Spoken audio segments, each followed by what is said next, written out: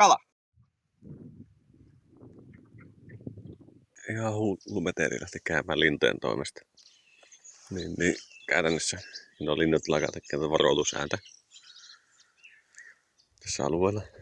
Niin se meni seuraavalle alueelle, niin käytännössä mä voin sanoa, että niin kilsan säteillä tästä näin, niin eläimet tietää, että mä oon täällä. Vitsi, olipa tilanne. Olisi vaan pitänyt mennä suoraan kohti sitä ääntä, niin jos näin. Kun mä olin just tuon harjanteen tuolla puolella, niin sitten se on just tuolta. Niin sitten mä tuolta kuulin sen äänen. Mä olin ihan varma, että mä niin näin sen tuolla.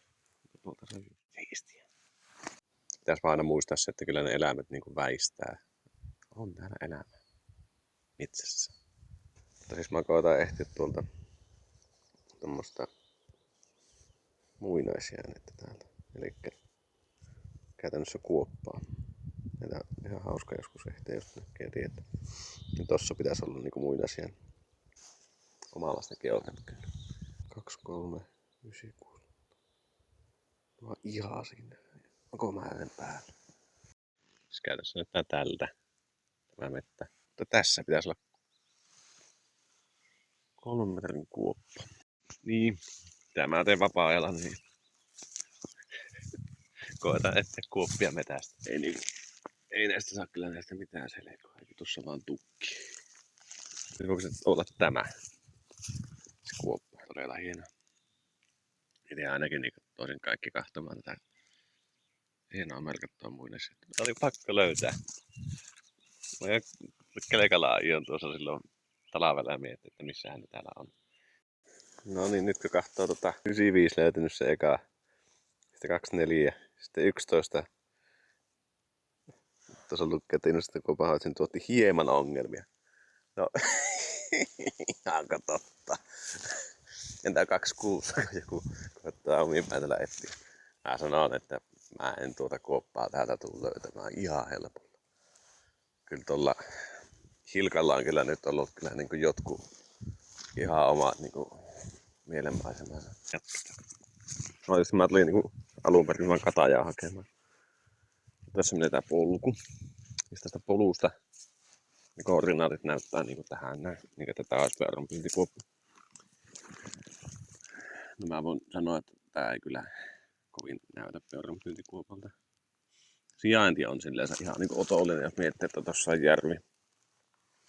Ja sitten tossa niin kuin suoaluetta. Niin tää on niin kuin se harjanteen muoto sopii niin kuin peuranpyyntikuopille ihan hyvin. Ja sitten jos kävellään sen 11, kun se oli se vuosiluku, niin 10 metriä koilisi, ei kakkoon, jossakin täällä. Voisi olla samaan tyylisiä, mutta mä sanon, että nyt on aika hataralla pohjalla nämä tutkimukset. Nivuviere muinaiskohteet, niin ei kannata mainita. Ei kannata mainita kellekään. Unohdetaan koko asia. Joo, lähdetään kotiin.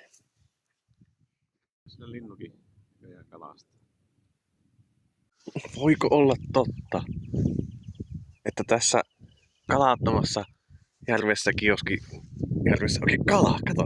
Kato!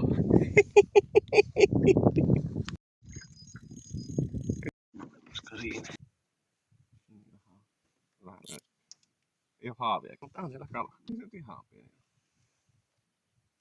Päikkä löysällä, niin jos se lähtee, mutta se väsytys periaatteessa, niin sä voit, jos se on tietysti hyvin kiinni, niin sä voit vaan tuolla kärjellä sellaista. Nyt lähtee vetämään. Jos haavia, niin tää väsytys on aika tärkeä matkassa. Ei mulla ole mikään kiire tässä. Haavalla vaikka puoli tuntia tän kalan kanssa. Saa kuitenkin ruokakala. Nice. Jossain. Vähän vielä. Lähtee sen. Oi, kylläpä otti muuten hyvää. Otti muuten hyvää. Ihanpä sillä tavalla. On niin hyvin kiinni tuossa. Muutako?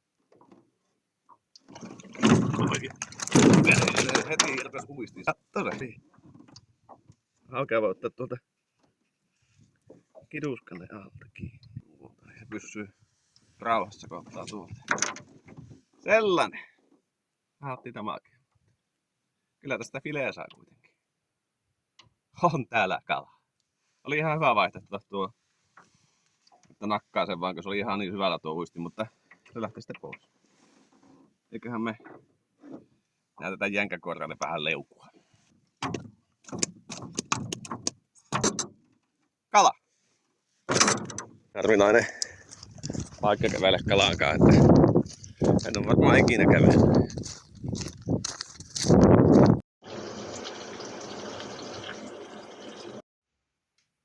Kala! Kala!